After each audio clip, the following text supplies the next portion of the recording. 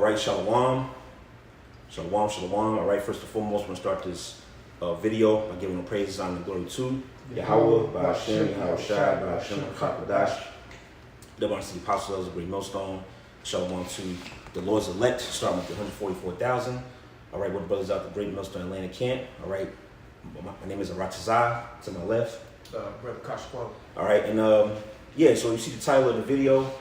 Lord willingly, we'll go into Daniel, the 12th chapter, in particular the 11th and 12th verse, you know, to go into what it means, what is it talking about, what do the days, you know, what is that talking about, the 1,290 days and all of that, you know, what is that talking about? What is that prophecy referring to? All right, so we're just going to get into some little bit of history.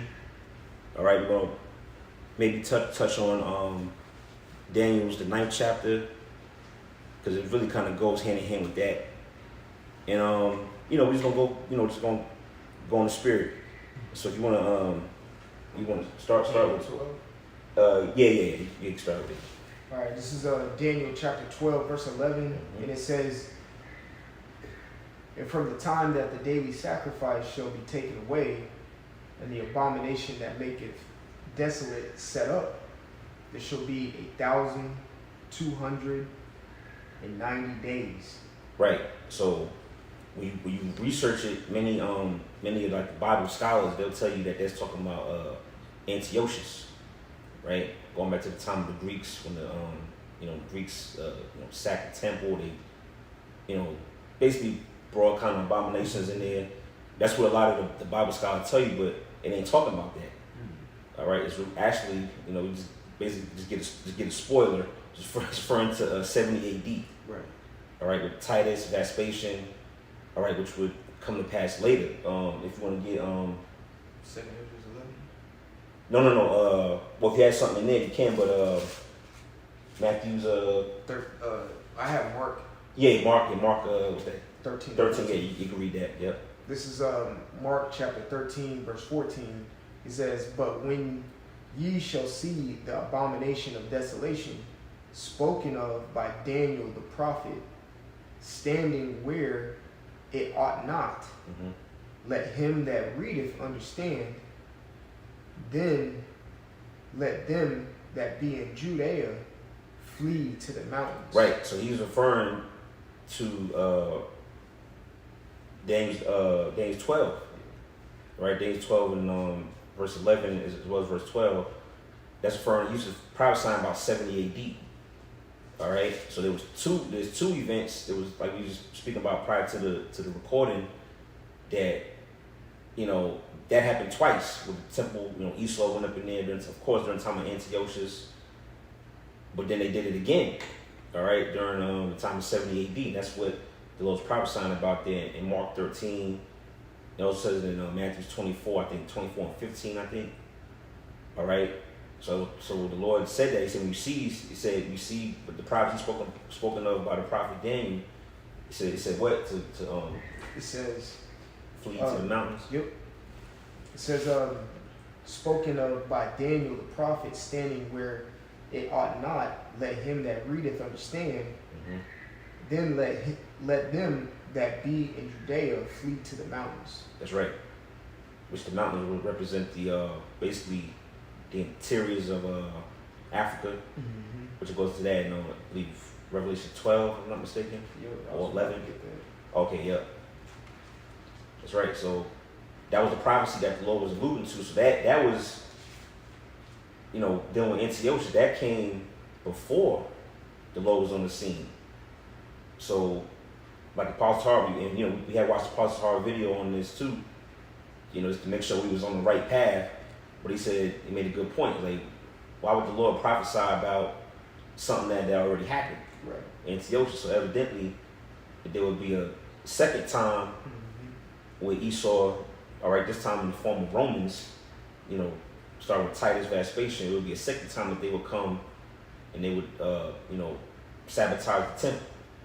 All right. Right. Yeah. Yes. Just a quick precept. Okay. To Mark 13 and 14. This is Revelation 12. I'll start at 14 and I'm gonna jump down. It says, Revelation 12 and 14, it says, and to the woman were given 2 wings of a great eagle, that she might fly into the wilderness, into her place, where she is nourished for a time, and times, and half a time, from the face of the serpent. So I just really want to paint the first part. It says, and to the woman were given 2 wings, so that's a form of escape. And the woman is speaking about Israel. So skipping down to verse 16, it says, because verse 14 is speaking about 70 AD. Jumping down to verse 16, it says, and the earth helped the woman. And that's what the elder was just speaking about when Yahushua said, flee to the mountains. The earth helped the woman is speaking about the interiors of Africa. That's right. And that's where you got to read Babylon to Timbuktu, Oh, that yeah. book, to understand a little bit more in detail of what that meant. Yep, that's right. I'll finish it. It says, and the earth opened her mouth and swallowed up the flood, which the dragon cast out of his mouth. Yeah, was the flood was the Roman military. Vespasian. Yep. Titus Vespasian, the whole essentially the Flavian dynasty. They put hell on Jake, man. Yep. And you mentioned 2 Ezra 11. It touches on that history too. Yep. With the 12 feathers. Yep. Exactly. And about it mentions about the 3 heads that came back, something like that. Yep. That was the like you said, the Flavian Yeah, the Flavian dynasty coming back to haunt. Yeah, to haunt Jake, man. And I believe the word Flavian means blonde haired or like yellow haired or something like that. Yeah. Well, it's Esau. All right. Did you have something? I'll just get it. 2 Ezra 11 and 30. I'll just jump straight to the point. Okay. It says, and then I saw that the 2 other heads were joined with it. Verse 31, and behold, the head was turned with them that were with it, and did eat up the 2 feathers under the wing that would have reigned. Vespasian. So verse 30 is speaking, and 31 speaking about the Flavian dynasty, Vespasian. We did a lesson on it. Yeah, we did a video so on if y'all that. want to catch that, y'all can. But that was speaking about the Flavian dynasty, and I don't want to jump ahead. Let's keep keep going. Do you want me to jump into Daniel 9? You can jump to it. Do you want me to get to the point or start at like? You get to the point. You like the 27th verse. Yeah. Because what's kind of tricky about Daniel 12 is you might read those years or the days rather. Like, damn, what is that? What's the 1,290 days and then the 1,335 days in verse 2? Like, what is that? Like, what are those time frames referring to? Well, it connects back with like we're about to read in Daniel's 9th chapter, dealing with the 70 weeks. And there's videos out. Brothers have done videos on that too, but we're not gonna go totally into it. We just hit the main point. Come. So this is Daniel chapter 9, verse 27. It says, he shall confirm the covenant with many for 1 week. And in the midst of the week, he shall cause the sacrifice and the oblation to cease. Right. So when you deal with this particular prophecy in Daniel 9, it's a 70-week time span, which I believe, if I remember correctly, was a span of 490 years. Yeah. And when it speaks about the 1 week, this 1 week in particular is referring to a 7-year period. All right, from the time of 66 AD to 73 AD, which is basically the time frame of what the scholars call the first Jewish Roman wars. All right, it was like we went to earlier. Kashkwala brought out how basically Nero was the Caesar, primarily during the duration of that time. It started in 66 AD to 73 AD. All right, and that when it says that what did it say? He should have a covenant with them. Yes. verse 27, Daniel 9 and 27, it says, and he shall confirm the covenant with many for 1 week. Right, which the Romans, in particular, basically the Flavian dynasty, Titus, Vespasian, Domitian, they was in charge, or they was over. Basically, they was the Caesars at that time. You know, and they had certain deals with Jake. They had, Jake would pay taxes. They would let us, do our duty. They let us worship in the temple, but then it said, you should confirm the covenant for one week. Yep. But then go ahead. It says, and in the midst of the week, he shall cause the sacrifice and oblation to cease. Right, in the midst of the week, just call the sacrifice and oblation to cease. The midst, word midst means middle. So in the middle or the midst of that week, which is a period of 7 years, you get 70 AD. Okay, so that's what that's referring to. So we go back to Daniel 12, and it says, you want to read it again? Daniel 12, in verse 11, it says, and from the time that the daily sacrifice shall be taken away, and the abomination that maketh desolate set up, right, there shall be 1,290 days. Right. So when you plug those numbers in, you look it up, you convert it from days to years. It's roughly about 3.5 years. So this is talking about a 3.5 year period, which is the first half of basically the first Roman Jewish wars, 66 AD to 70 AD. Give or take 3.5 years. All right. Do you want to add something to that? Yeah, and You got this is good information too. So we pretty much that 1 week, like the elder's saying, it started around like 66.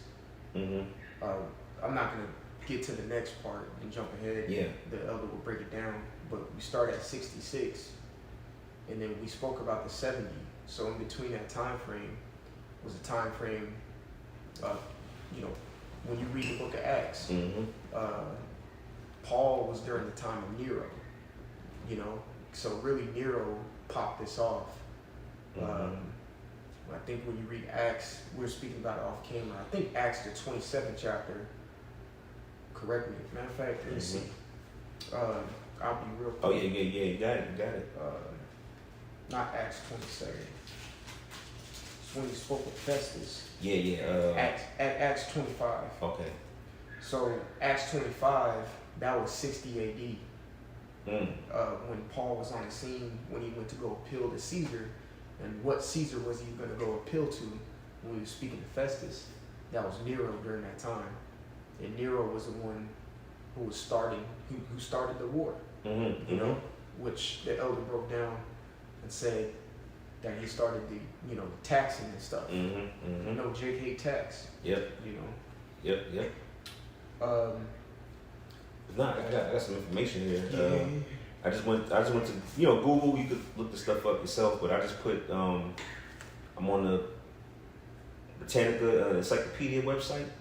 It has it says first Jewish revolt, and it specifically says 66 to 70. They got CE, but 66 to 70 AD. All right, so that's basically what the verse 11 is referring to. All right, about the abomination of making desolate, 1,290 days. That's the first Jewish revolt. All right, and I'll just read a little bit here. It says, this is first Jewish revolt, 66 to 70 AD. Jewish rebellion against Roman rule in Judea. The first Jewish revolt was the result of a long series of clashes in which small groups of Jews offered sporadic resistance to the Romans, who in turn responded with severe countermeasures. It says in the fall of AD 66, the Jews combined in revolt, expelled the Romans from Jerusalem, and overwhelmed in the pass of Beth Horon a Roman punitive force under Gallus, the imperial legate of Syria. All right, and then it says a revolutionary government was then set up and extended its influence throughout the whole country. Vespasian was dispatched by the Roman Emperor Nero to crush the rebellion. he was joined by Titus. And together the Roman armies entered Galilee, where the historian Josephus headed the Jewish forces. All right, Mr. Josephus is a good source material going into this topic of the first of the Roman Jewish wars. It gets into detail. It mentions the weapons they use and everything, the paths of travel. It gets real deep. And it says well, then it actually kind of goes into verse 12 a little bit. It says but you know what? Let's keep reading on that because it kind of jumps ahead. So that's verse 11. All right, just the brief history. The first Jewish revolt, or the Israelite revolt rather. That's what it's referring to. All right, basically 6 AD to 70 AD, which that span is about 3.5 years. All right, go ahead. Verse 12, it says, "Blessed is he that waiteth. It cometh to the 1,305 days." Right, which is 1,335, if I'm not mistaken. And that's referring to the second half of that 7-year period. All right, so from 70 AD to roughly 73, 74 AD. All right, when you plug those numbers in, the 1,335 days or whatever, it's about the same time frame, about 3.5 years. So that's the latter half of that. All right, which is after 70 AD. Then when you read on in this post, it says, I'll jump down to the end. It says, on the 9th of the month of Av, which would be August. All right, it says August 29th. It says in 70 AD, Jerusalem fell. The temple was burned. All right, we just read that. It says in the Jewish state collapsed, although the fortress of Masada was not conquered by the general Flavius Silva until April of 73 AD. So that's when it ended. All right, the siege of Masada was the last, I guess, war you could say that would end that revolt. So 73 AD is when it ended. So when the scriptures say, "Blessed is he that waiteth and cometh to the end," basically, blessed are those that endured that time. That was a hellified time. Yahushua told them, "Hey, you see that? Just run, flee, like get out of there." Right. So for you to endure that, it's basically it's a blessing. Now, I want to read did you have something? No, you keep going. Okay, I had another post to kind of that'll back that up. This is from another website, the Stack Exchange. All right, it's basically like a questionnaire site. People ask questions, and somebody put here. Well, the question they ask is days 12, 11 to 12 due to 1,090 and 1,335 periods start at the same time. Now somebody gave an answer here. It basically goes to what we're bringing out. So we jump down. I'll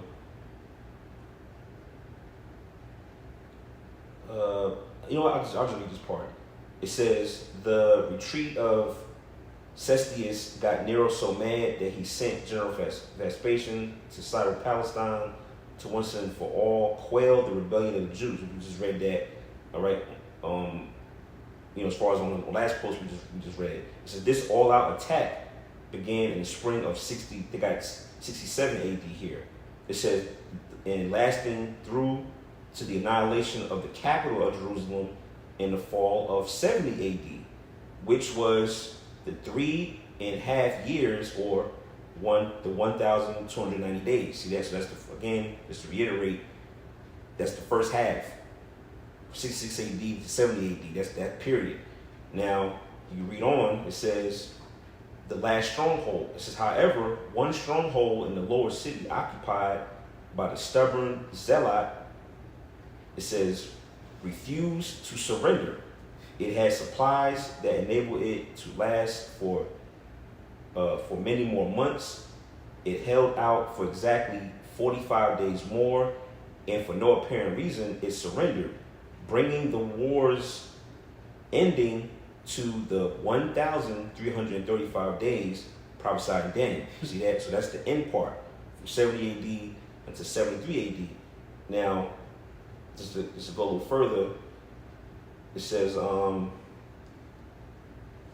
next paragraph, it says, this final ending of the war was a respite, a blessing for the people, as the prophetic angel noted. See that? So that was a blessing that essentially the revolt or the wars came to an end, and that was that. That was the revolt. It ended. So verse 12 again is referring to the latter part of the Roman Jewish wars, and it ended with the siege of the siege of Masada. Excuse me. That was what ended it. All right. So essentially, it's Daniel 9 and 27, but it's more in a condensed form. And we didn't go fully into Daniel 9. Like I said, you watch. We didn't want to make it about two chapters, but when you read Daniel's 9, start about 24 on down, it refers to 70 weeks. Daniel's 12, 11 and 12 is referring to that last week. All right, which is a 7-year period. It's basically what it's talking about. All right, but like I said, when you research it, the scholars tell you it's talking about Antiochus. Epiphany. Yep. Or Epiphany's the fourth. Mm-hmm. Yep. Which is not. We just read where Yahushua prophesied. He referenced Daniel. The prophecy, this particular prophecy he was talking about. So why would he be, like the elder said, why would he be talking about Epiphany's the fourth? Exactly. When that already had happened. Mm-hmm. He was talking about what was to come. Mm-hmm. Because Yahushua was a prophet himself. Mm-hmm. So he's pretty much putting the people up on game when this happens. Dip. Yeah. And You got something to go ahead, man.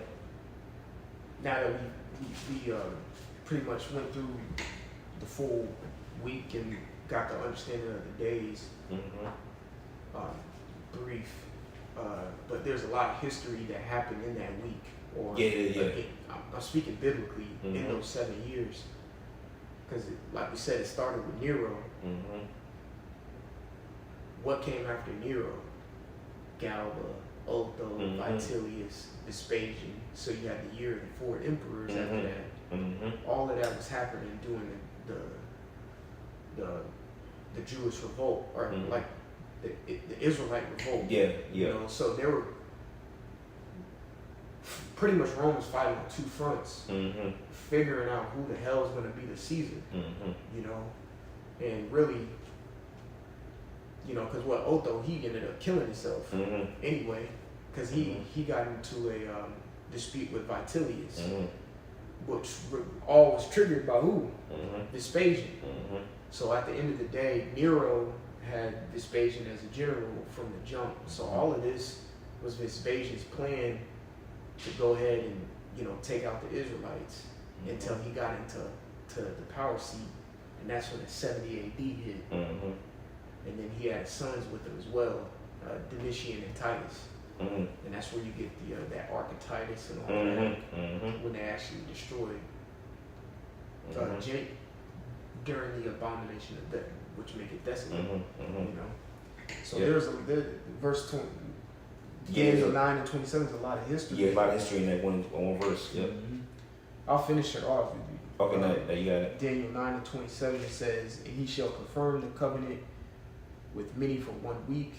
In the midst of that week, he shall cause the sacrifice of the oblation to cease, and for the overspreading of abominations, he shall make it desolate." Mm-hmm. Which that word desolate means to destroy. Mm-hmm. It says, even unto the consummation, in that determination shall be poured upon the desolate, and Mm-hmm. that determination poured on the desolate. Who was the desolate? The Israelites. Mm-hmm. So when it says that the determination shall be poured upon the desolate, is poured upon the Israelites Mm-hmm. at the end of that verse. Yep. Yeah, so that's Titus Vespasian. All right, during the time again, 70 AD when he just brought out, they sabotaged the temple, ransacked it, defiled it, spoiled it. Like you said on the Ark of Titus, they have a carving of it, but they showed them carrying the menorah out. They showed carrying all types of bowls and things of that nature. Yeah. So that was the prophecy. So just to kind of overview, recap, Daniel 12 verses 11 and 12 is just this verse, but just in a more condensed form. But the angel is telling Daniel, he gives these days, and these days, it kind of may throw you off, but it's talking about the same thing. Right. The first half and then the second half. So that's what Yahweh Shah is prophesying about. Yeah. You know what I mean? That's really pretty much it. I mean, we can keep going. It's all types of history. Yeah. We'll basically be reading articles all night, basically. Did you have anything else? I mean, I can end it off with, because it's 2nd Ezra 11, and yeah, we could finish with that. 'Cause that's pretty much the point. I'll just go down to, I'll apply this. Okay. 2nd Ezra 11 and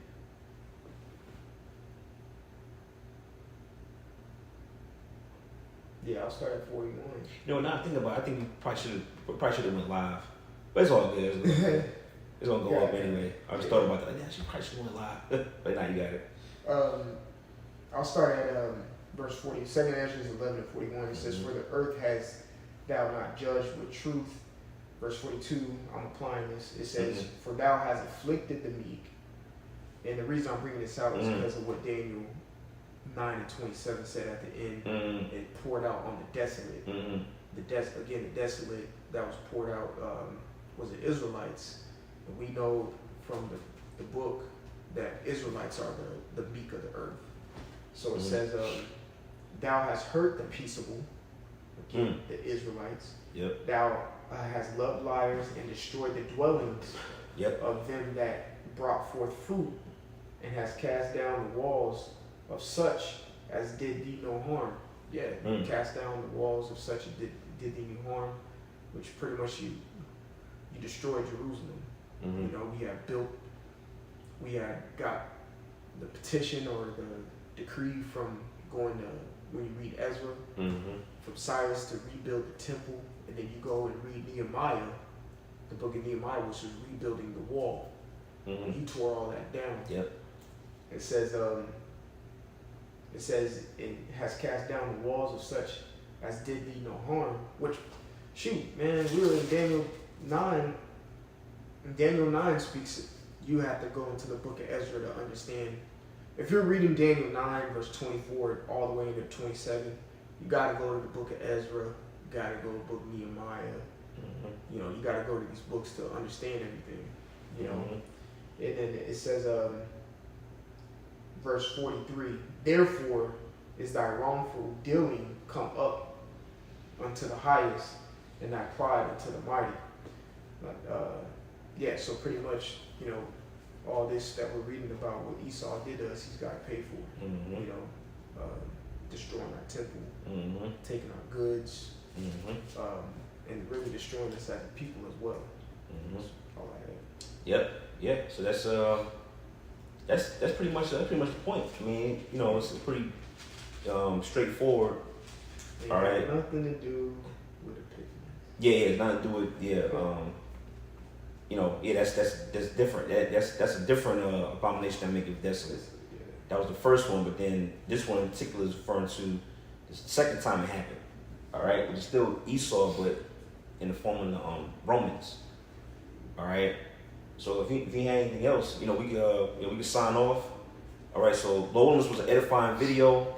Like I said, you could research it on your own. Of course, you go deep into it, go into the history. You know, of course, definitely going to 2nd Ezra 11 and 12, and then go back to the Daniel's 9 and get into the 70 weeks prophecy, because it's all talking about the same thing. All right, so yeah, man. So with that, Lord, when you was edified, we're gonna sign off, giving them praise, honor, and glory to Yahweh, by Hashem, Yahweh Shai, by Hashem, Hakadash, the Bonus Apostles, Great Millstone. Shalom to the Lord's elect, and Lord willing, to the next video, we're gonna say Shalom.